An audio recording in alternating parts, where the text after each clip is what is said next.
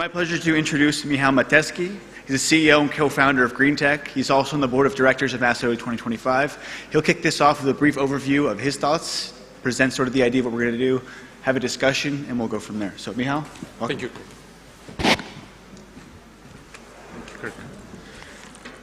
Good afternoon, everybody. So, I believe the lunch was excellent, and I don't want to get you sleepy, so I want to engage you a little bit, to engage the audience. So, I would like the audience, so all of you who consider and are not happy with the environment and the issues we are facing with the pollution in Macedonia, please raise your hands. You don't need to be from Macedonia to be, yeah. Okay, I'm glad to see that. Then, please raise your hands, those of you who consider that this shouldn't be a political issue, that we should have a national consensus, and that we want to live in a clean and green Macedonia. So I can only say that I'm sorry that the minister was not here to listen to this. He was on the previous panel, but nevertheless, so I can just maybe paraphrase last year's Mike Zafirovsky's statement as a closure. So I would add just to that closure that it is not important for Macedonia if it's going left or right, as long it's going up and green. This is what I would say, up and green. So, for myself, I am the kind of the green voice of the industry because I'm in the green industry for 20 years already. And I'm really delighted that this year we have 3 strong panels on pollution, on environment. And I can just inform you that we will stay committed, the organization. We want to be one of the major drivers of these changes that we need urgently. We have already proposed to the government, to the existing government, Green Macedonia project. It was quite welcome. We will discuss later on the details, but eventually we will go there. And so the last question for the audience will be to raise your hands if each of you is willing to contribute to this change. Excellent. So I think that we have a consensus. So I'm encouraging you and inviting you to join us tomorrow at 10:30 on Midvodno. We will plant 100 trees. This is an event organized by Macedonia 2025 together with Michael's organization, Tree Bank, and we thank you for this. And this should be like a symbolic beginning of, we believe, a new era in Macedonia in the environment. So I would like to thank you all for this and to start this panel with this positive energy. So I will move now to the panel. Thank you. So today we have 4 great panelists, and I will introduce them to you. We have on my left first Mr. Nikola Ljušev, the CEO of Makedonski Telekom as of July 2018. He gained extensive experience in the telecommunication industry on top-level management position in the Deutsche Telekom Group, in Cosmophone, in the Telekom Austria Group. And next to him, we have Ivan Miletic, coming from Belgrade. He is a Director External Affairs for Southeast Europe and International Affairs for Eastern Europe region at Philip Morris International. Since April 2019. Responsibilities include government affairs, regulatory affairs, external and internal communication, as well as managing team of external affairs professionals in 6 markets of Southeast Europe. We have Jonathan Banks from the US. He has worked with the Clear Air Task Force since 1999. Quite a long time, Jonathan, yeah. And he's really the expert in this group from the air pollution point of view. He now serves as a senior policy advisor. He directs all of the Clean Air Task Force International Affairs on short-lived climate forces with a special focus on the oil and gas, methane and black carbon. He brings 2 decades of experience in developing innovative policies to address air pollution from power plants, mobile sources, and fossil fuel development. He works directly with governments, companies, civil society around the world to develop policies and capacity to reduce air pollution. He's also working with members of the US Congress. And last but not least, our friend from next year, Mr. Yair Engel from Israel.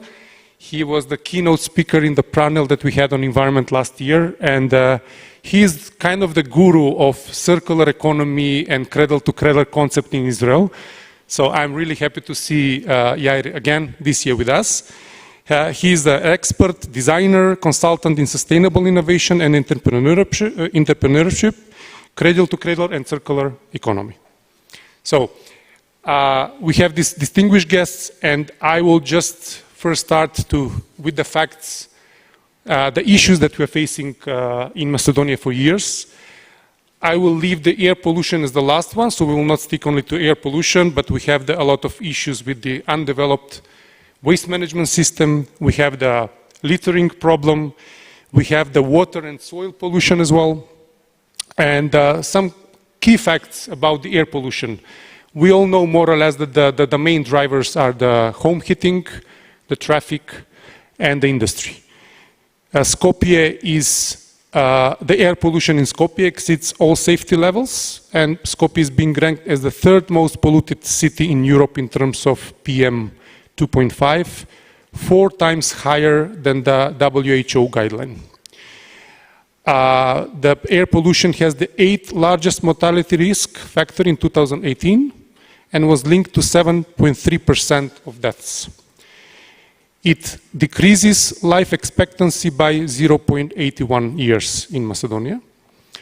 It also has, considering some of us are here in the businesses, it has serious impact on the economic growth through increasing the medical expenditure, decrease in work productivity, and rise in premature death toll. It also affects the job performance at workplaces, productivity, and results in missed days at work, inability to meet deadlines, impaired job results, and as well lost GDP. So this is the environment that we live in. What we can see in the past year, changes are happening. We would like them to be faster, but I would just like to mention some of them.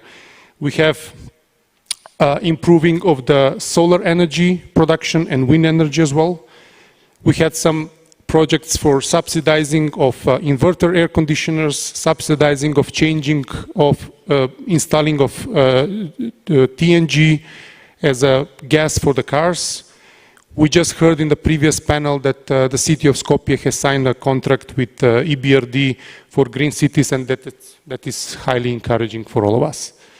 So that's the frame where we are, and today we will also talk a lot about innovation, about how different industries can bring change. And for the beginning, I will start with Mr. Nikola Ljushev from the Telecom, the national leader in providing electronic communication services and in developing sophisticated ICT solutions to digitalize the society, member of the Deutsche Telekom Group. So, Mr. Ljushev, what did Makedonski Telekom did to reduce its environmental footprint? Thank you very much for the nice introduction. I'm really pleased and honored to be among the distinguished panelists today. And probably some of you are wondering, what is this, what's the purpose of being here, of Makedonski Telekom as a telco provider, a company that is providing digital solutions for the society, for digitalizing public sector and so on. What we can contribute to this topic of protection of the environment and air pollution. And I need to say that in a nutshell, I was also struggling to find the purpose statement of our presence here. But then when I look at number of activities that we had that incrementally brought better energy efficiency, reduction of the CO2 emission, reducing the effects of green gases and so on and so forth, I figure out that we are quite kind of on a frontier of the developments in the country, and I wanted to share some of the things that we have done in the last couple of years. The first thing is by introducing new technologies, we managed to increase the capacity of our networks to sustain more traffic by investing less in energy. We have managed to reduce the energy consumption in the fixed network by introducing IP telephony in the fixed domain, and it practically halved the consumption of electricity. In the mobile production network, for instance, we have managed to reduce the consumption of electricity by 25% in the period of last 4.5 years. We did also improvements in the workspace and the power efficiency of the data centers, where basically we are spending less in heating, ventilation, air conditioning of the data center that are dissipating a large quantity of energy due to the traffic needs and due to the demand. And we did all this despite surge in the volumes of data and traffic. Investments in state-of-art technology help us to become better in energy efficiency and to lower CO2 footprint. And moreover, by doing a lot of activities in the commercial area, like introducing e-bills, like moving more towards digital marketing channels, we have saved more than 37 tons of paper, which means trees. And we are running a series of measures and optimization projects where basically we are squeezing, let me call it blood from a stone, in order to extract as much as possible from the energy that we are consuming, or reducing the energy consumption for the sake of protecting the environment. Deutsche Telekom set a very bold target for the next period.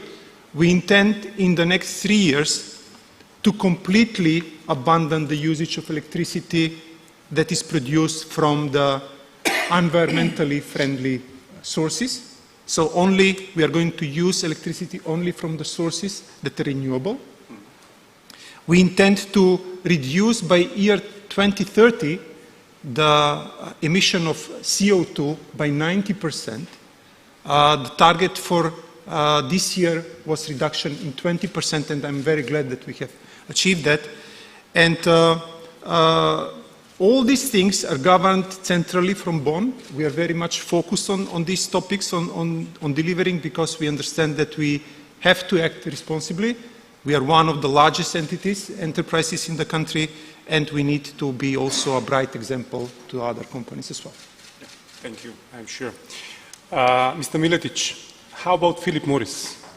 I believe some of in the audience will be, having some questions. What is Philip Morris doing on an environment session, But I think that you will be triggered a little bit more. So please tell us something more. What is your company doing to reduce its footprint? Thank you. I agree. If you were wondering what a telecom company can do to improve things here, then you're definitely wondering what a company like Philip Morris can do.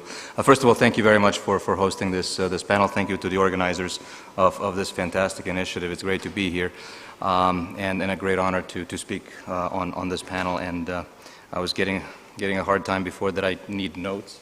Of course, I'm certainly not a foremost expert on sustainability and environment, but for me, like for many people at Philip Morris, sustainability and basically raising consciousness about the environmental effects of what we do really came only a few years ago, because we always thought we were a very, very green company, and taking care of all of our operations from tobacco seed and tobacco leaf and everything else. But the issue that really we had was that we made a product that was not necessarily a product that you would consider environmentally friendly.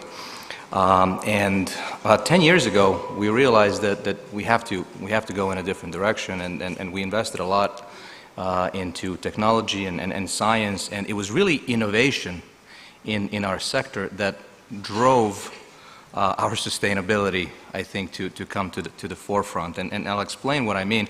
About 5 years ago, we first launched our, what we then called next generation products, which are basically tobacco products that don't combust tobacco, but only heat tobacco, and by doing so, release a dramatically lower levels of toxicants, and we really think this is a revolution in our industry and in society overall. And among other things, I'm here in Macedonia for the last few days talking about this campaign that we now have, which is called Unsmoke Your World, where we inspire people who first of all, people who don't smoke not to start, people who smoke to quit, and for those who don't quit, to change to better alternatives to combustible cigarettes. And I'll come back to that in a second, but we realized with this innovation and with adding these new products to our portfolio that it's not enough to just have a product that's better, but that we have to completely transform the way we do business, that we have to completely transform the way we approach our operations, the way we approach how we treat our people, and then also that has led us to really improve our environmental consciousness. And so we've been working on reducing our environmental footprint. We've been very conscious about saving energy, basically reducing our energy expenditures. We are looking into alternative energy sources. I was very happy to see this morning on the news that the European Investment Bank has announced that by 2021 they'll also be divesting from fossil fuel sources and encouraging alternative energy sources. So I'm happy that my company's in good company there as well, and on the right path. And these energy conscious, I think, efforts have really led us to significant reduction in carbon emissions. Since 2010, we've reduced by about 36%. Our goal is to reduce by 40% by 2030 globally. So I think that's an effort that we can certainly achieve. And I'll look at my notes one more time. You'll forgive me. On greenhouse gas emissions, we've also done some, I think, amazing things. We've been recognized as, which is funny for a tobacco company to be very conscious about climate change, but we've also invested in activities that have to do with greenhouse gas emissions. And so for 5 years in a row, we've been listed on CDP's Climate A list, which is a list that really recognizes companies that invest in greenhouse gases. So just to round out this this first question, here in Southeast Europe we have two factories. One in Niš, which is a Philip Morris factory, and then we have a joint venture here in Macedonia with Tutunski Kombinat Prilep. In Niš, we are completely on target when it comes to all of our environmental goals, and in Prilep, where we've been working together with our partners for the last 5 years, we've had some pressing business issues to first attend to in the first 5 years, which is to get our company to be in the black, and now it's our goal to really turn our attention to environment and to really get cracking on this as well. Okay, great job. So thank you, Jonathan. You understand from the introduction that we have really a long list of issues that we want to address, especially about air pollution. And considering your 20-year plus experience in this domain, what's your opinion? Where should we start with? What should we start with first? And I would say, like, a second small question related to that is how we can bond mainly the policymakers. And I was only harassing you about your note cards because I was not prepared enough to make note cards for myself, so good for you. Thank you for having me here. It's my first time here in North Macedonia.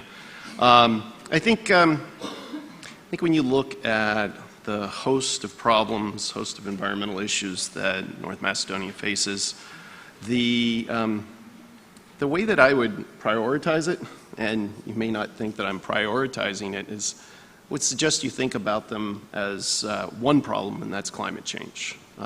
When you think about air pollution, access to energy, forest, whatever it is, water contamination, they all end up coming back to the most existential threat that this planet faces, and that's climate change.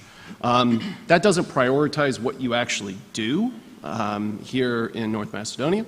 But I think we need to think through that lens, because there are things that you might do for limiting air pollution that wouldn't make economic sense if you were to look through it through the lens of climate change.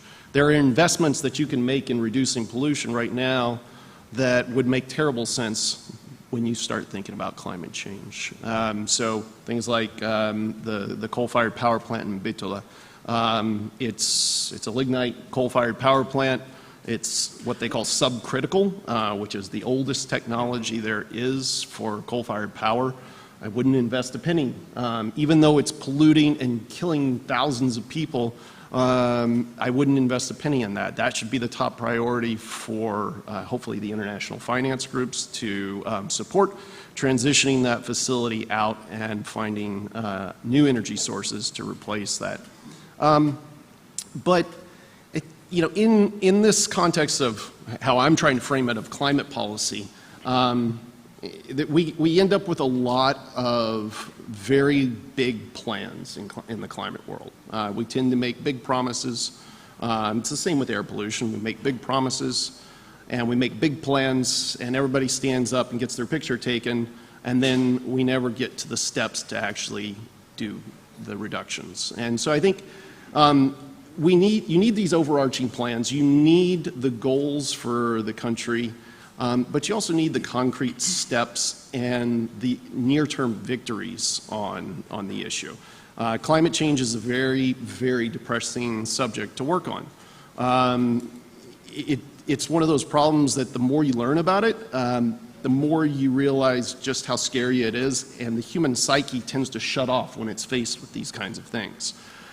So we end up making lots of promises, getting scared of what it's going to take to find the solution, and never actually getting around to doing the things that matter. So as the country is planning for its climate, air quality, energy plan, you find the things that are near-term and easy to do. And there are things that you can get near-term victories on.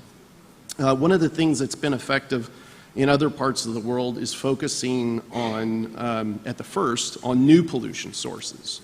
The Clean Air Act in the United States typically starts with new pollution sources and then transitions in a trickle-down fashion to existing sources. Existing sources are always the major source of pollution, and they're always the hardest, most expensive, and from a social perspective, the hardest to transition away from. But by starting with new pollution sources, you can slowly bring the market around. You can change what people are selling in the country, whether it's a wood stove, change the standards for what wood stoves can be sold here, improve the efficiency of them, improve the burn rate of them, bring in better air conditioning systems and requirements for air conditioning systems. If you focus on those new sources, requirements for new construction, it begins to create a market here in North Macedonia that can then trickle down to the existing sources. It doesn't get you the pollution reductions that everybody wants, because you're really targeting just slow transition when you're going after the new sources, but it does begin to help transition the market so that it makes the more difficult transition a little easier. I'll stop there. Yeah, but I would say that we don't have too much time, so we will have No. to speed up with this, No, you're absolutely right. Start with the basics. As the previous panel said, time is not on our side. Yeah, definitely.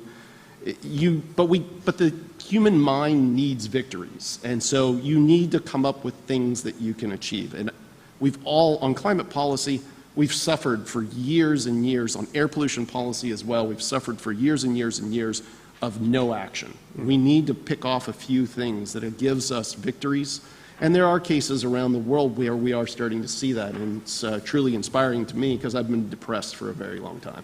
And I will ask you about those examples in the next round. So thank you. And we'll move to Yair now. Yair, please remind the audience about a little bit of circular economy. What's the concept?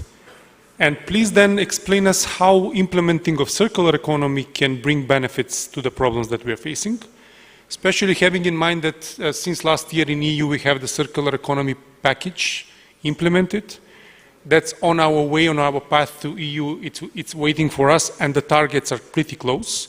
2025, we have, for example, the content of recycled materials in the products by 25%. So it's something that we'll expect our industries as well. So please, in brief and the simplest possible way to explain us to the audience a little bit the circular economy concept and the effects that implementation of it can bring to the environmental issues we're facing. That's a challenge, yeah? Yeah. It's a big challenge. First of all, I'm really happy to be here. It's my third time in Macedonia, and I'm hoping to be here again soon. And, okay, circular economy based on the principles of cradle to cradle, that's what I'm doing.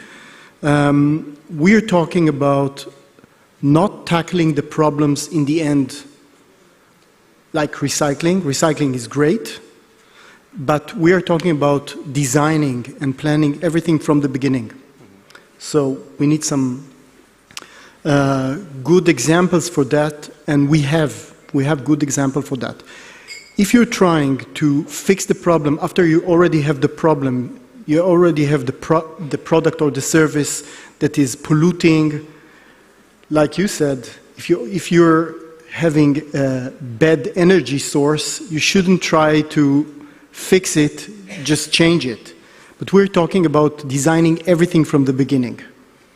Then using the best materials with good conditions of producing them and producing a good product that you can work in cycles, like fixing it, upgrading it, reusing it, and then if it's finished, recycling it and bringing it back to material world.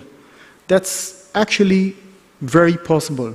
Last year, I showed here, many of the people probably were not here, one of the best examples, and it's going on now, is Elon Musk with his SpaceX operation. He's sending rockets to space with satellites, and he's actually doing circular economy by reusing missiles.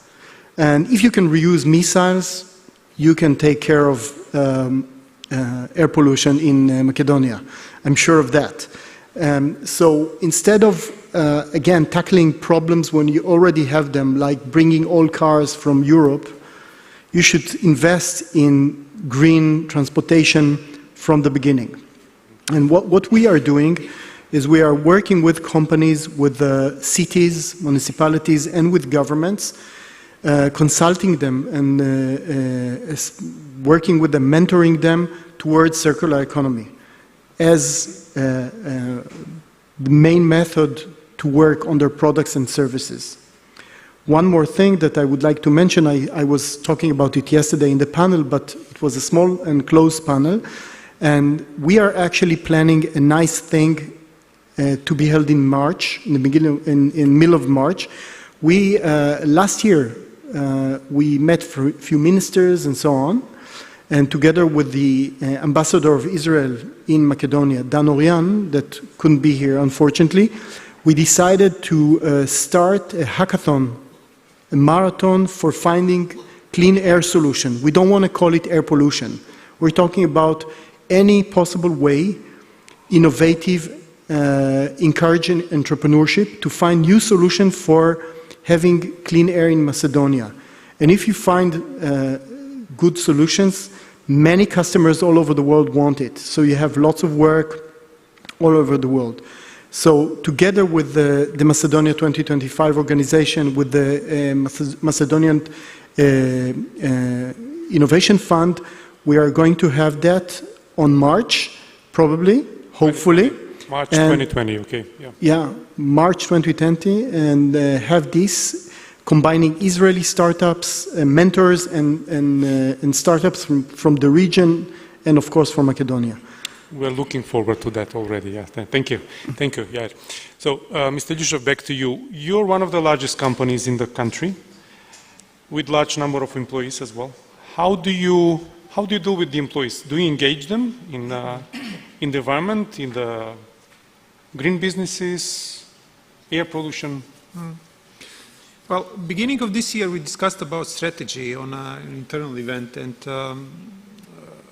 of course, the objective of the company was to have a sustainable growth. But when we speak about sustainable growth as an ultimate aim or ultimate goal, we discussed about how we are going to reach it. And basically, the idea was that we need to become valued by society. Becoming valued by society means valued by customers, by employees, by shareholders, and the society in general, about institutions and so on and so forth. And we have invited employees to participate with their own ideas. I'm very pleased that from that invitation we came up with some 60 ideas in different segments. We managed to consolidate them, and some of them were kind of boldish and very provocative and interesting. We started developing an internal application where basically every employee can collect points and some incentives that companies contributing it if they're using eco-friendly way of transportation when they come to work or when they leave at the end of the working day back home. Or we have introduced, we had an idea where basically we figure out that there is a tension, a scrutiny over the measurement data that is coming up from the measurement stations, especially in the city of Skopje. And there was a lot of scrutiny, whether data is correct or not. And we said, look, let's try to use our own infrastructure, because we have a very densified grid of base station and point of access where we have fiber optic network and so on. So let's put measurement equipment, quality measurement equipment over there, and let's try to bring some transparency over the measurement results in a qualitative and accurate manner in order to help not only or demystify what's true and what's wrong, but also help in pinpointing where potential source of pollution will start radiating some harmful gases. So we are having a lot of activities, and I'm very pleased that there was a engagement of the employees in a quite sensible and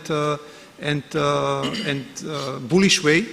And moreover, they were stimulating also some other things that we never ever thought about. For instance, there were some reactive activities that can be done in the situation when the air pollution is very high. A method called aerosolization, where basically you're spraying a tiny droplets of water, creating a kind of a watery curtain with a height of 10-15 meters that can absorb. We can quickly, collect the particles and put them down to ground level. And we have donated some equipment to the Faculty of Electrical Engineering and Computer Science and to Faculty of Agriculture, who basically developed or patented this thing. And I'm looking forward that the city municipalities will start using this thing when we are going to face extreme pollution, because basically what it's possible to be achieved with this method is to reduce significantly by 70% the pollution for a limited period of time of a couple of hours. Yes, it's not solving the problem permanently, but it's at least kind of a vertical or niche method how to tackle the extreme pollution. And one small question, the measurements and the using of your network, is it public? The data are public, or this is... The data is going to be public, yes. Okay, absolutely, excellent. by all means. Excellent, thank you, thank you. Mr. Miletic, you mentioned the Unsmoke campaign. Can you tell us a little bit more? What does it mean? And I also noticed in the lobby of the hotel some banners with this campaign. Sure, thank you. So for more than 150 years, our product in the tobacco industry remained basically unchanged, right? It was a roll of tobacco rolled in some paper with a filter or without the filter, and smokers would light it up, and combusting the tobacco and combusting the paper, they would consume it and release tobacco smoke in the air. I mentioned that for us, this innovation that came around about 10 years ago really started to transform everything from the way that we think about things and really change to the way we work and to the way we approach our business. And the shifting paradigm from combustible cigarettes to these new products created, and Yair mentioned, small things that we can all do to improve the environment. For every smoker that switches to these non-combustible products,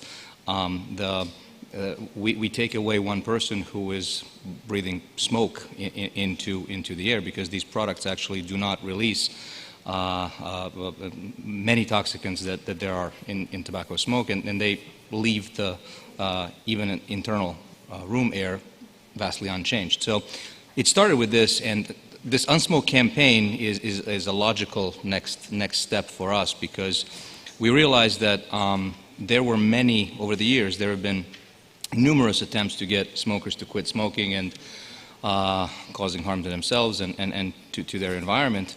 But most of them didn't work for one reason. That most of them focused on two things: if you don't smoke, don't start, and if you smoke, quit. We think that now with this innovation, we brought the third dimension to this, which is if you don't quit, change. And this is something that we are talking about in this campaign. Now, we cannot do this alone, because I don't know how many people know this, but if you measure the believability in society of what comes out of people's mouths in the tobacco industry, on average, folks like you sitting in this audience will believe about 13% of what I'm saying. Now, that's due to the history of the tobacco industry, but that's why we know that we cannot do this alone. We need to have this conversation. We need to have a conversation about how to change, again, the paradigm of what does quitting smoking mean. And we really think we can do this with this campaign, because this is the first campaign that we know of that really takes into account the fact that in 2025 there will still be more than 1 billion and 100 million smokers around the world. Regardless of any campaign to stop smoking and to force people to stop smoking, and regardless of regulatory efforts and increasing excise amounts and everything else, these people will continue to smoke. This means that in the Balkans in 2025 we will still have millions of people smoking conventional cigarettes, unless we have this discussion and unless we provide them with the third dimension that we think is so important. So this is what Unsmoke is about. Alternative, right? Yes. Okay, thank you. Mr. Banks, how does pollution, generally air pollution especially, affect a country image, economic development of the country, the FDIs? Please tell us more. I think air quality in general, environmental issues, tend to affect countries in two different ways. I think if you look at what North Macedonia is trying to do and attract economic investment here and to bring companies and jobs here, bring their young people home to work and raise their families here. When you look at what companies outside of Macedonia are looking for, companies tend to look at quality of life when they're trying to find a place to locate a new business. And air quality is always one of those key pieces that they look at. Countries with bad air quality are not as likely to get companies to move in. The second point on economic development really comes down to companies that already exist here in Macedonia. How are they impacted by air quality? And they're actually impacted quite a bit. When you look at the lost work days due to air pollution, they're enormous. On a global scale, by 2060, there will be 3.8 billion days lost due to air pollution. This is from asthma attacks and other respiratory diseases all the way down to cancer and other much more serious diseases. This is a big deal, and when in a place like Macedonia with bad air quality, companies are also seeing this on their bottom lines, because when workers don't show up to work, productivity goes down, economic output goes down as well. And then the other piece is it's a huge drain on the public health sector as well, which takes away additional funds and makes the country less attractive for economic investment. So those would be, in short, those would be the things I think, on a high level that you need to consider when you're thinking about the economic impact of air pollution. Okay, thank you. Yair, back to you. So Israel is known as a very entrepreneur and innovative country. So can you give us some few examples of what things you are doing? I mean, overall, Israelis are doing differently than in Macedonia, what we are doing, and maybe some of those examples can help us at least to solve some of those traditional and basic problems that we have with the pollution. Yeah, actually I do. We have, in Israel, we are using sun thermal heating for water. This started to be very strong in the 70s, late 70s. We're talking about systems, very cheap systems that are located on the rooftops. It's mandatory in Israel. This kind of system costs, like, to the consumer, I'm talking about 200, 300 euros for a system, and that's in Israel. So it should be You say cheaper 200, here. 300 euros per household? Yeah. Individual household or buildings? No, Apartment it's private, and there are systems for high buildings. But it's the same mostly. And 85% of the households in Israel have this kind of a system. It's a very cheap system. Even if you buy the most expensive, so they will cost 500 euros. They last for 10 years, 15 years, and you get hot water for free, okay, from the sun. In Israel, it lasts from May to now. I'm not using any electricity to heat the water for my house. So, and this became mandatory. It brings lots of work to the people. It's local, it's using sun energy, and you have sun here as well. Yeah, we have 280 sunny days in Macedonia. And on you average. don't need, it doesn't have to be hot. You just need a few hours of sun, and you have hot water. And even if you have very short time of sun during the day, so you can reduce the energy consumption. That's how about perfect in the for here. winter time? Because the major problem we have in winter time, does it work also in winter time, the same system? Yeah, because sometimes during winter time you have sun. And this is, of course, it won't solve all the problems because you have rainy days without sun. So but it's a cheap system and it's working. And in Israel, I checked it, it saved like 10% of the energy. Wow. That's a lot. And we're doing this all the time. And now we have many, many companies that are doing this. The technology is very, very simple. There are few examples for that. And it's very, very, very simple to do that. Another idea, it's maybe more about innovation, is a company called SodaStream. Maybe you heard about it. It's a company that actually sell small machines that you can make soda water. You mean the bubbles Bubbled in the, water, in the yeah. drink? Instead of buying the plastic bottles, so you won't have so much work. You're killing my business, you know? Yeah, I'm hurting your business, I'm so sorry. But I'm sure you'll find something more innovative to do. I know you. But so this company actually was established in London in 1903. Okay. And then it had many nice experiences, but in 2006 it was almost done. They almost bankrupt. Then they brought, it was bought by an Israeli company and it was almost closed. They brought an interesting CEO, Daniel Birnbaum, and he started working on it and he talked about design for sustainability, eco-design. He went on the green spot because he was introducing this as a solution, exactly like I was describing on circular economy. Instead of making bottles and filling them, buying them, moving them, shipping them, then you have to throw them or recycle them in the good, sometimes it gets into recycling, you know that. So you just need to buy the machine and you have a bottle and reusing it again and again and again and refilling the soda, okay? So last year he sold the company to PepsiCo in $4.3 billion. Wow. Unbelievable. Now this factory is sitting in the south of Israel, and in this factory people from like Bedouin, Muslims, Christians, and Jewish Israeli people work together equally. And this is an amazing opportunity. And PepsiCo now, instead of selling Coke, they sell the extraction, and you can make your own Coke at home. So it's expanding and scaling. That's a nice thing. This could happen also in Macedonia.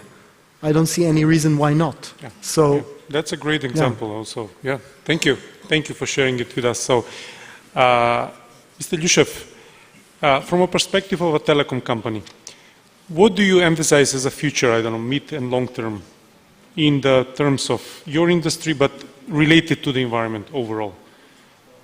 Well, I'm a big believer that the use of advanced digital technologies is going to bring a tremendous value to the society in general. It's going to reduce and optimize city resources, will reduce costs, will provide citizens with much better services, will provide greater security, protect the environment. Some UN data that I've read recently says that by year 2050, 2/3 of the world population is going to live in the cities. So if we manage to optimize the use of resources in these cities, by using advanced digital technologies and make smart city solutions, I think that is going to be a big level. We have already implemented smart transport solution in the city of Skopje. We were rewarded for this one. We are now in a stage of upgrading it with additional functionalities. I think that we can have a lot of improvements in the lighting, with introduction of smart lighting solutions, which is basically bringing some 40 to 50% cost reduction. And it's gaining momentum in Macedonia. So I'm very pleased that finally it's coming to us. I was for a certain period of time responsible for our Montenegrin operation. And we had also quite significant traction and momentum in Montenegro as well. I do hope that Macedonia is not going to lag behind. There are solutions like, monitoring of noise, monitoring of air quality that we are now exploring and implementing. What's very interesting is, for instance, smart waste management. I think that we are struggling in Macedonia with that one. Based on my experience in Montenegro, for instance, we were helping some northern parts of Montenegro to really improve the situation with the waste. And I think that this is a particularly important and good solution for some areas in Macedonia as well. We have developed already some advanced billing solutions for e-charging stations for e-vehicles. For instance, at this very moment, tourists who are coming to Macedonia cannot charge their electric cars. If a tourist is coming with a Tesla car, he cannot charge it here in Macedonia because you have to be, a local tax resident, you have to be a consumer of EVN in order to be in a position to charge your car on a public spot. And this is something that we are offering at this very moment. As an advanced billing solution where basically with a credit card you can pay for the electricity and energy that your car is going to consume. There are a lot of ideas. Plenty of these things are out of the box. We have them ready. Some of them should be tailor-made for specific clients, but we are very excited and very happy that finally City of Skopje is moving in this direction. The tender for the smart city has been opened, and we hope that next year the one who is going to win is going to present already some interesting use cases. Okay. Yeah. Thank you. Mr. Miletić, you're kind of on a slippery slope here in Macedonia with this, with the tobacco and the model that you're proposing. We are a country of tobacco growers and also smokers, and you're promoting the Unsmoke campaign. How do you think that this campaign in your portfolio of alternative products can fit in the Macedonian business model in tobacco industry? Yeah, this is a question that I've heard a lot over the last few days here in Macedonia, and I think it's normal whenever somebody talks about a paradigm shift and a dramatic change like this, that a human mind instantly goes to a place where it starts creating reasons why something like this cannot happen. In Macedonia, you quickly arrive to, well, this is a country of tobacco growers, with a long tradition of tobacco growing and thousands of people and families living from tobacco growing in Macedonia. And the second thing you said is, there are so many smokers here. There are people who really, will not get rid of this habit. But so, if we address those two things separately, first of all, we are talking about a paradigm shift that does not need to have drastic changes in order for it to happen. So, because what we're talking about here is we're not talking about tobacco-free. We are talking about smoke-free future. Okay. As I mentioned, the products in which we invested more than $6 billion so far in R&D and more than 10 years of work by many people have found ways to help people consume tobacco, but with a lot less exposure to toxicants than combustible cigarettes. I mentioned reduction of about more than 90% of toxic substances from tobacco smoke, and so. For us, this means continuing to work on tobacco products, but only that are a lot less harmful than continuing to smoke cigarettes. In Macedonia, we are the largest purchaser of tobacco. We buy more than 30% of Macedonian leaf. Macedonian leaf is excellent.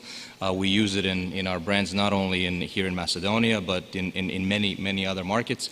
And so when I talk to people in Macedonia about future plans and about the future of the industry, by no means does it exclude Macedonian tobacco.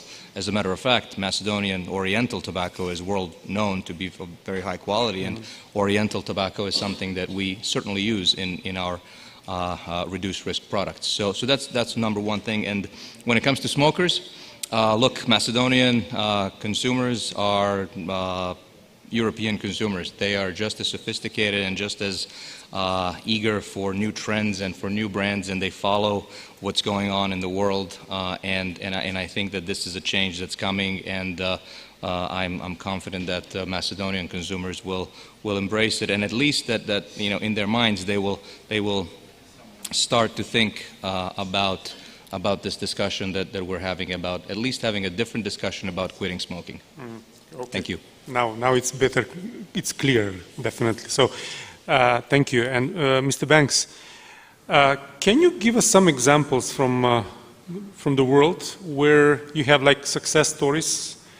Because many times the business is reluctant to do some changes. They're considering that development will be jeopardized. So, are there stories where you will not compromise the development of the economical development, but at the same time you can reduce the pollution? Yeah, if you work in the environmental policy world and you're advocating for a change, for a new policy, new regulations, new laws, the first thing you're going to hear is typically from industry is the response will be, this will bankrupt us, we're going to put all our workers out on the street, you can't do this. But experience around the world, in the US, in Mexico, in Canada, and a bunch of other places, Nigeria, a bunch of other places where I work, is exactly the opposite. What happens typically is there's all of this blustering about going bankrupt, and then and then you get the policy in place. The engineers and the innovators within the companies come up with cheaper alternatives to comply, to do it faster, to do it quicker, or to do it better. And in the end, we end up with a cleaner environment for less costs. If you want real examples, I would point you to a couple of things. First, Nigeria. And when I say Nigeria, most people would be like, oh my God, how can you point to Nigeria as an environmental example? Nigeria is a massive oil and gas country. It has had a huge problem with pollution from oil and gas for decades. They were flaring off more natural gas than anyone else in the world for a long time, and they were still in the top 5, top 10 of countries flaring off natural gas around the world, wasting tremendous amounts of energy, creating tremendous amounts of pollution. Starting in the year 2000, they initiated a number of different policies that have brought down the amount of flaring from natural gas down by 70%, and they have a policy to go the rest of the way to what they call flare out, an innovative policy to do so, all while keeping the industry moving within Nigeria. Another example, and again, looking to a place that, I don't want to point to places like California. It's easy to point to California. They've had a lot of success in implementing strong environmental policies but when you point to California, you're instantly talking about billions of dollars that can be thrown at environmental policies. So the other one I want to point to is Mexico. Mexico has adopted new policies to cut pollution from their oil and gas sector by 65%. They have now the strongest policies on oil and gas pollution in the world. They joined an agreement with the United States and Mexico to do so, and then or the United States and Canada to do so, and then they went like 3 steps further than what the U.S. and Canada were willing to do. So, all while keeping the industry moving. The final example that I'll throw out, and this time I will go to the United States for this, is because it's a key example is Colorado. The state of Colorado was the first state to begin looking at air pollution issues coming from the massive developments of oil and gas that were happening in the state. Several years ago, they instituted some of the strongest policies at the time to address air pollution from these sources. Air pollution came down dramatically, but at the same time, oil and gas development continued to grow and create more jobs in the community. So I think those are some examples of how air quality control, how energy policy does not necessarily mean that the economic development of any one place is going to be diminished. Okay, yeah, thank you. Yair, you are the last in this round, and this is the last round. So in Israel, what's driving the innovation? Who is driving the innovation, especially in this field of environment? So many people are talking about technology, and I love technology. It's great. But the main source and resource that we are using is people. And that's the most important. And we encourage people to dare and to make mistakes all the time. And many of the startups and the companies are failing, but many more are succeeding. That's the most important thing. So I can give you 2 examples for that. One, maybe you know Waze. You're using it here, or you're using Google Maps. Waze was a very small startup that was talking about community mapping for drivers. And they started in 2007, I think, as a small startup. And they developed it. And then they developed it in such a way that Google decided to buy it in $1 billion. Wow. And it's actually part of Google. And it's working all over the world. And because people are sharing their knowledge of where they are, and also reporting if there's somebody in a need, or they have a problem with the car, or the road is stuck, or something is broken, they can shorten the way and avoid traffic jams. So I'm not using my car without Waze. And this company, so they have a very successful thing. You know it as a Google Maps, okay? So it's mostly the same technology right now, but they're sitting in the same building. But for the last 2 or 3 years, they're working on carpool. Because they realized, carpool, car sharing, okay. Car sharing. It's a system that you can pick up people and charge them through the app, and it's working. And I think you should use it here because, again, you can avoid using your car, so that's the best thing you can do, just avoid using the car. Yeah. And that's one thing, and it's a big company. The other company is a company that I always like to tell you about, and it's a company that I work with. It's called Home Biogas. They developed this little machine. It's basically a machine that is made from plastic, and you put all your organic stuff from home, like all the leftovers of your organic waste, into this. The food waste, mainly from the food waste, household. Yeah, household food waste. It costs like 400 euros in Israel. Maybe, it can cost less than that. And it converts your food waste into gas, cooking gas. So you're actually using your food waste to cook. And the rest of it is becoming a liquid compost, so you can water your garden or use it. Okay. So that's circular economy. And so simple. And instead of taking your waste, moving it to somewhere else and burying it, that's cradle to grave. You can just use it to cook and, again, reduce the air pollution. Now, because we don't have time and we were not sure about it, so anyone wants to know about how you can use black soldier fly larvas, like worms, that eat your garbage and becomes food waste, food for animals, you can talk with me later on. And so we believe in people, and people bring new ideas that boost the economy and keep the young people in the country. Because we had the same problem like Macedonia 20 years ago. People went away because it was hard. We have our own problems in the Middle East. You probably hear about it more every day. Yeah, we are a very small and famous country. But we had a problem when we had to keep the people in the country. And it's not one solution. It's money coming from, we have the Israel Innovation Authority.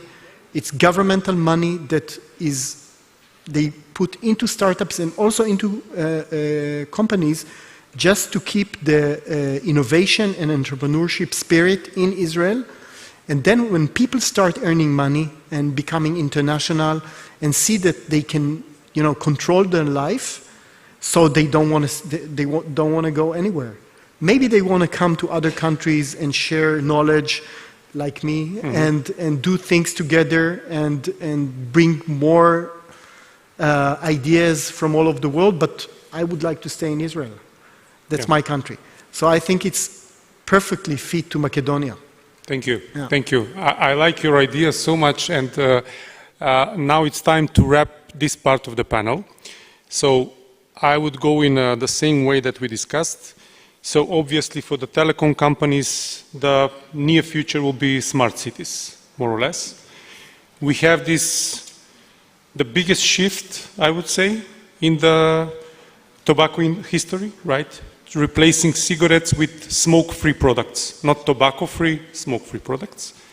We have these amazing examples globally of solving the issue, so it's not impossible, and we should start, as you said, Mr. Banks, start from the new projects, start with them, and in parallel solve the old ones. And of course, innovation as the way to lead, the future. Yeah. And so what I can say also that for us as an organization, as I mentioned at the beginning, we will definitely stay committed. And here I would like also to thank the new chairman, Vera Stavrov, and Nikita, the new CEO, that they are very supportive, and all of the board members, and that we will remain to be the main driver of this change in the environment. And we will push to set short-term goals, midterm goals, and to see the real change. And in that view, of course, the future is for the young people and for the startups. So I will give now the floor to two amazing young Macedonians who have these great startup ideas. And first, we will give the floor to Mikhail Stevchev from Tribanks. So Mikhail, please, the floor is yours.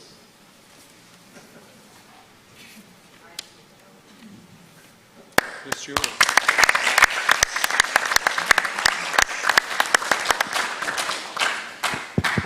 Okay, so it works.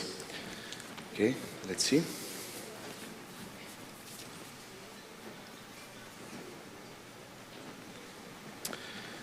Okay, so let's see.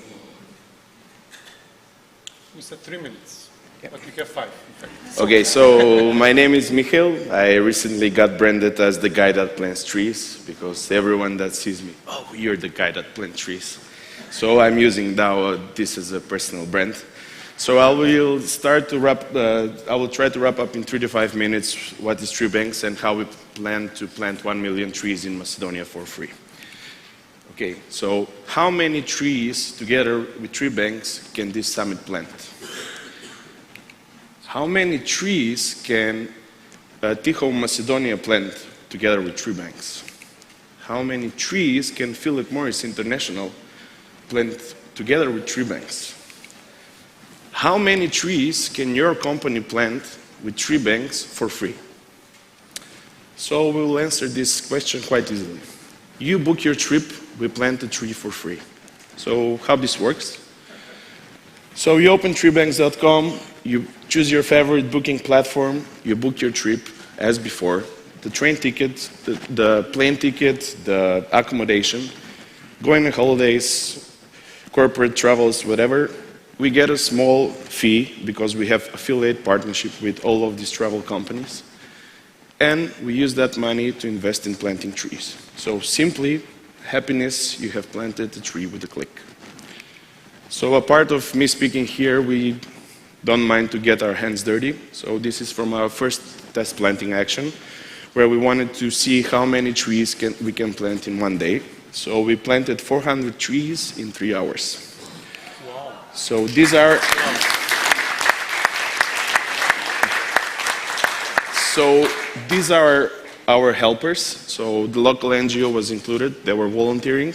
The youngest person was 10 years, and the oldest one was my father, which is 64, I think, probably. I don't know. So, where we are so far? So far, we have planted 400 trees in the test action where we want to see how many we can plant. We donated 73 trees to the Skopje Zoo. And starting from June till now, we have gathered 535 trees as of today to plant in the following actions. So who's behind? Me, as I said, the guys that plant trees. So I have a background in software engineering. I have been part of 2 startups regarding that work in the travel industry. One of them was accelerated in Portugal, so that's how I got to know about affiliate partnerships and marketing. So I use this knowledge to combine what we have in our family to create Tribanks. Mitko Stevchev, who is responsible for the tree plantings and organizing everything. He has experience in ecology for the past 30 years. And Neven Stevchev, who is responsible for organizing the tree planting actions and all of the permits that we need to get. So the 10 years challenge, we did it a bit differently. So on the left side, there is a tree which was planted in plain rocks 16 years ago. And we visited the same tree this year, so it's still alive. So there is no soil. This was a method created by Mitko, which is part of the team. So when he was working in one of the mines in Macedonia, it was a project where they wanted to reforest the soil, which was not, you're not able to do anything with it. So this was inspiration for our design. For this design, it was done by Nina Simovska. And we created this channel in order to keep the things running in the past 2 months. So the idea is you buy our t-shirt and we plant 1 tree. So we created this event where we sold like 104 t-shirts, and we're also here. So where we had the lunch. So After, in the coffee break, I invite all of you to buy yourself a t-shirt and we will plant 1 tree. So we do other actions. We gather some acorns. This is from the native oak that grows here. It's called Acer macedonicum. And some photos of it. And we call this month the month of planting. So we have 3 plant actions. Tomorrow I invite all of you to come here. We will plant 100 trees on Vodno. Next Saturday, we plant 400 trees in Lake Mladost in Veles, where there was that big fire that happened in September. And we're planting in Ohrid on the 30th of November, where one hotel supported us in the beginning, so we'll organize in this planting in the city. So if you're still wondering how many trees your company can plant for free, drop us a line. How it works, we create a landing page on our website, and every booking that you make from your own landing page, we consider that it's planted as your company. So after 5 years, you can tell we planted this many trees and this many CO2 was sequestrated with the help of us. So great. It was 5 minutes, so sorry. Thank you.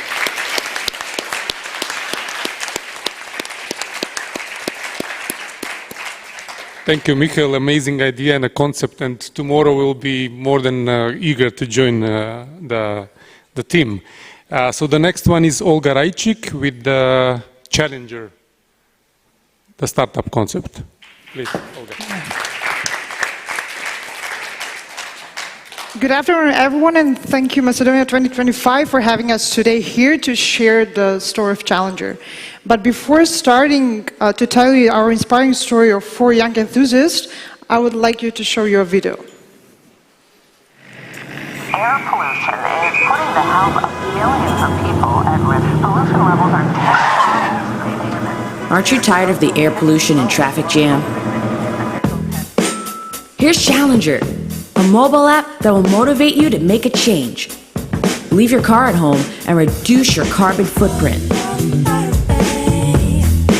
Start your activity, join the Challenger community, and we will reward you for biking, walking, and even running. Challenger tracks every green kilometer you make, so join our challenges, complete them, and get rewards. You can exchange your green kilometers to get free goods or discounts. Find out more on challenger.mk and turn your human power on. So, yeah, we're Challenger, and our motto is to turn the human power on. And how we do this? Well, it's very simple.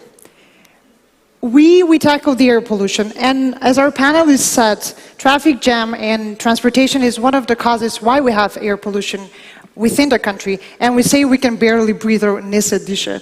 So we figured out, let's do something great together, but how are we going to do this? Well, use the technology for the good. And we created a mobile app that rewards users that bike, walk, or run. And you may ask, well, what do they get? How businesses get incorporated in all of this application? Well, Challenger is your green marketing channel, the first one within our region. And how do we give opportunities to businesses to promote themselves? We have challenges.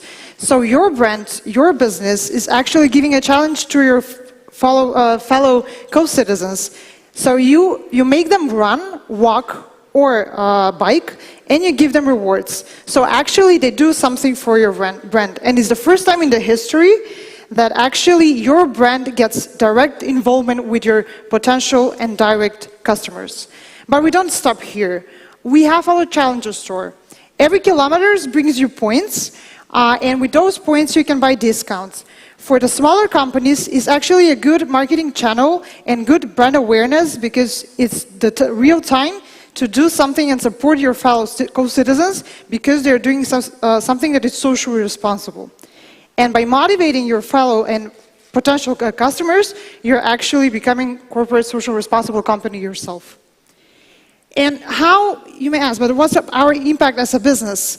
Well, our application gives measures, meaning that you're aware of the fact how many kilometers have been biked for your particular brand, and how your brand actually motivated your citizens, and how we're, as a community, creating the change. And of course, without a great team, this could not be possible, and it's four of us. It's myself, Teodora, Stefan, and Mitko that are here as well. And we are very proud to be the winner of the Startup Weekend, the third place. And we raised investment on a regional level, 10K, and we were finalists at the European Youth Award. So I will ask you a question as a business. Do you accept the challenge to be a green business today? Because it's too late to be that tomorrow. So feel free to contact us and turn your human power on and be part of Challenger community. Thank you very much. Great.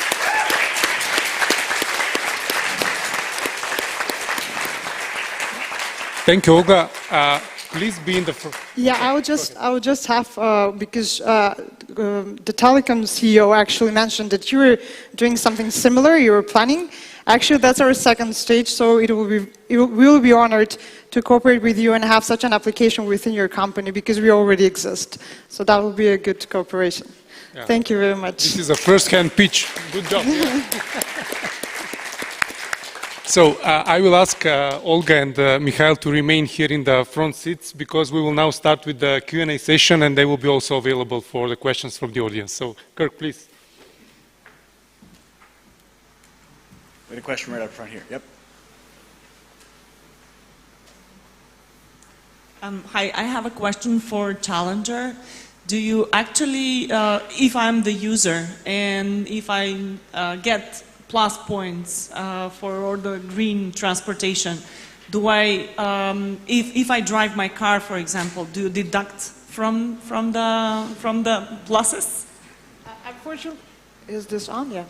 Sorry, Olga. So Donna is my friend and a colleague, and she was the first one in Macedonia actually to offer to our colleagues. So we were working together at University American College.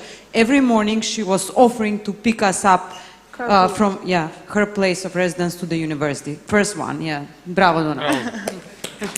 So she's now asking for some reward.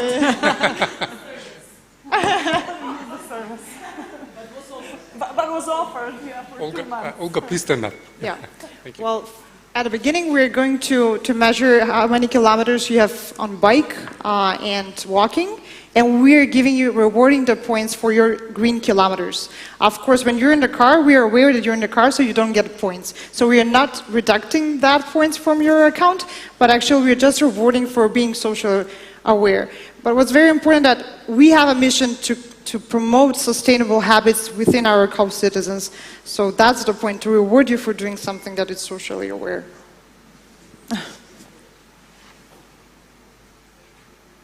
Any other questions?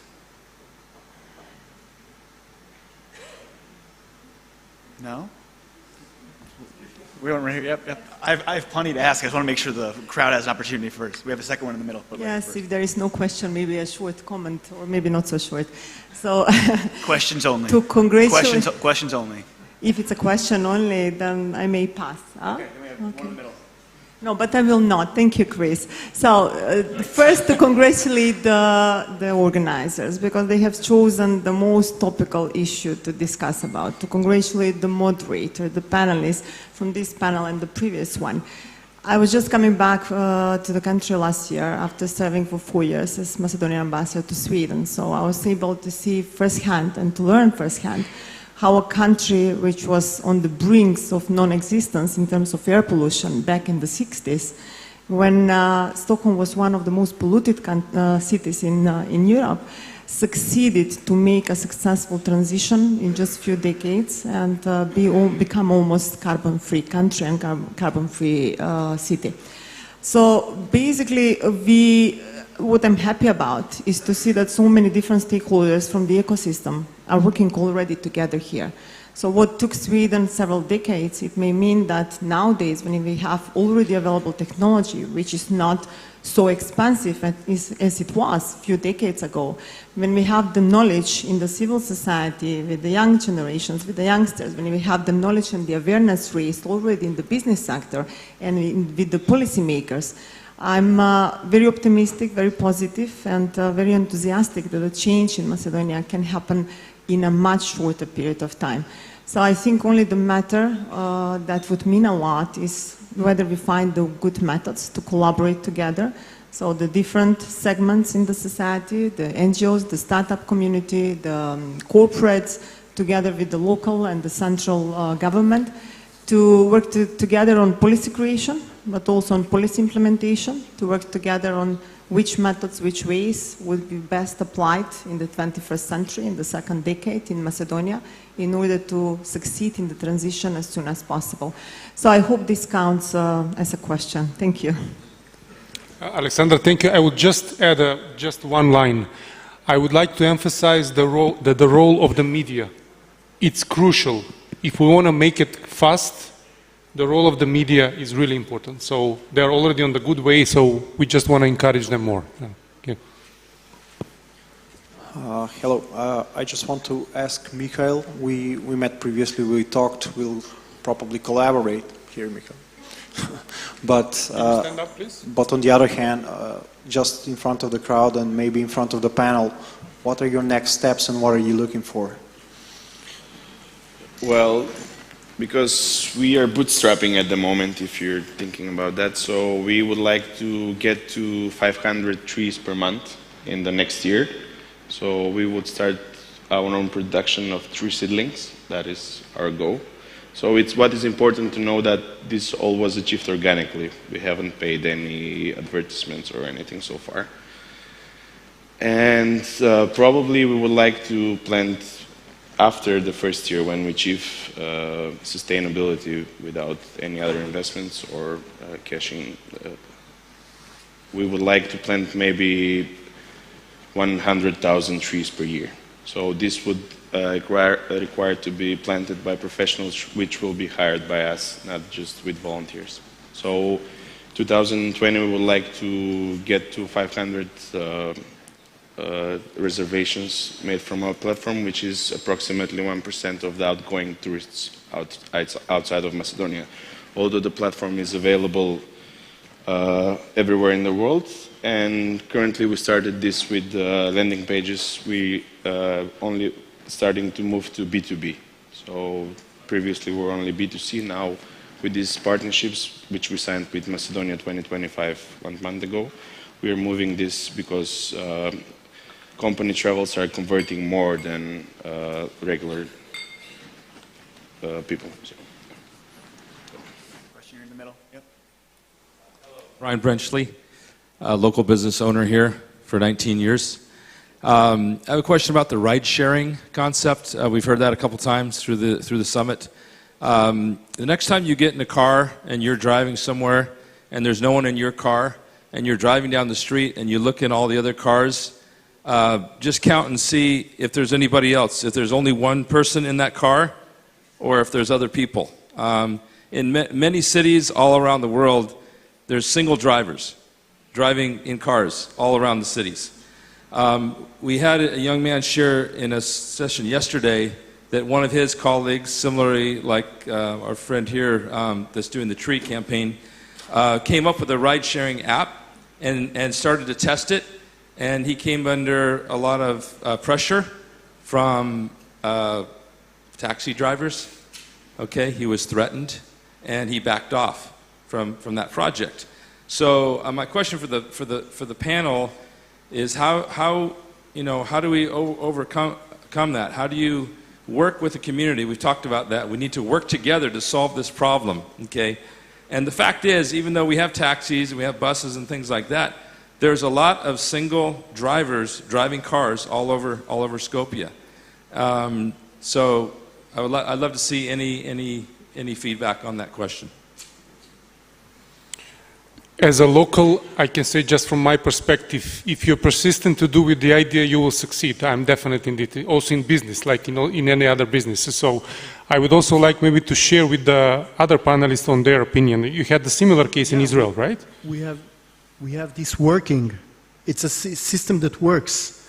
You just have to, and I think it's working over here, and if not, I can try and help with that. But the system means that you get paid for taking people in your car. You're not doing that just for the environment. And that's very easy. When you get some money, other people might use that. It's a very simple solution, and it's working in Israel and in other places. So then you don't have to force people to do that. Jonathan?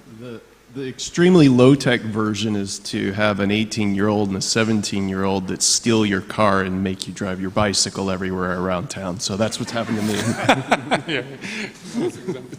Yeah, I think that also you cannot stop change. You know, it's similar like recently we had this big strike of the taxi drivers in Belgrade.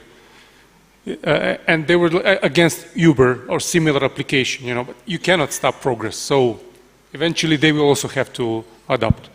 So, Michael, yeah? So I would like to add my comment because we discussed with you this. I am aware about this, and also there are some self-initiated groups that exist on Facebook which were closed because they were threatened by inspection. So what I would say that here are powerful people, and this is a message for all of you. If you see a startup which is in the beginning and they're fragile, they will not fight back. On the first threat, they will close their company. So give them the support. Because the car sharing concept in Macedonia has been started multiple times. It's not only one thing. The thing is that legislation, when you take money here, it's a bit harder and cannot be overcome without changing and adapting it to these kind of things. So usually it's considered a black economy or, let's say, gray economy. So if you see a startup like this, give them all the support you have, because these children, or let's say students, don't have that skin that want to fight with those things. And when someone important stands behind them, then it's a little bit easier. A lot of doors are open. So these are my 2 cents on the subject. Thank you. And we'll go last question right here. Thank you. Can you hear me? Yeah. I didn't say my name when I posed the first question, Macedonka. I'm in the energy efficiency family business for 20 years now, and I have seen a lot of bright examples for going green, but they are mostly led by big and profitable companies. So this would be a question to Mr. Ilyushev and Mr. Miletic. Have you considered greening your your transportation fleet? And do you see on energy efficiency as a resource to become more competitive in the future? Okay. Well, yeah, we have already a Tesla car, one of the few in the country. We are struggling, fairly speaking, with the autonomy of that car because we don't have that many charging stations. And just to make a comparison to Montenegro that I mentioned before, and I left Montenegro in February this year, imagine a country that is a tourist country, having a lot of tourists from outside, and there was no charging station at all. So we were the ones, Crnogorski Telekom was the one who deployed the very first charging station in the city of Budva. So electric vehicles is yes, absolutely, but we need to think about infrastructure in addition. Having a slow charges of 22 kilowatts, you need to leave the car for, over the night to charge it fully. And that's not the modus operandi that you are going to be ready to replace your conventional car with the charging, with quick charging. I think that Tesla has in the United States, I don't know, 250 kilowatt powerful charging stations that can fill up that they can fill up the car in a couple of minutes. And this is the experience that counts. So yes, we were thinking a lot about buying electric vehicles, but we need to think whether the infrastructure is ready, because we cannot afford that operative vehicles are going to sit over the day to be charged. Or through the night, yeah. I think from our side, I think one simple solution that we can offer is something we're already doing at Philip Morris, and that's on the ride-sharing front. Basically, as a big company that has more than 1,000 employees throughout Southeast Europe, I mentioned 2 factories, one in Niš, then the Combinat in Prilep, where we have the joint venture. We have many people going back and forth, as you can imagine, every day. And so we have rules for those people who are traveling from Niš to Belgrade, which is 230 kilometers, that they cannot travel by themselves. So people have to be very conscious of ride sharing. This is something that I think a company like ours can do to benefit. I completely agree with Mr. Yusha about the need for infrastructure. I don't think that we're necessarily ready for green cars at the moment. I think that that's still a few years off. But also to address something that our friend, the tree planting guy, said, and that's the need for big companies to help startups. I could not agree more. And at Philip Morris, we've had something called Startup for Your Future for a number of years already. This is a program that we started in Serbia. It's now in Macedonia as well. Where we actually recognize that we have a responsibility to help small and medium-sized businesses, and this is exactly what we help them with, is this kind of support in terms of here is what you need to, here's the infrastructure that you need in terms of advocating for yourself, in terms of, providing them the support. And I'm happy to say that many people don't know this, but only 1 out of 5 small businesses survives the incubation period, which is the first year. 4 die within several months, as you mentioned, because they simply are too fragile. We've been very successful, and we've had 100% success rate in supporting more than 500 businesses over the last five years, and so we take our social responsibility very seriously, and we'll continue to do that. So thank you for that comment. Please raise it again wherever you can. I would just want to add, for a country like Macedonia, where we're lacking the infrastructure for electric cars, the best step first is hybrid cars. And I would like to share the experience that we have now as a positive example from Serbia. From January next year, the government implemented so the sales tax will be off for all hybrid and electric cars. So this is kind of incentivizing purchasing of green cars, which hybrid cars could be also solution as a first step until the infrastructure for full electric cars is there in the ground. Just to add a little bit on this one, in Macedonia we are supposed not to pay for a pay toll when you're driving an electric car. And hybrid? But there is a big but. I'm aware about that one for a year and a half, but anytime I approach the pay toll, I'm always asked to pay independently of this fact. So, one thing is what's written in the law or in the bylaw, and the other thing is what's happening on the road.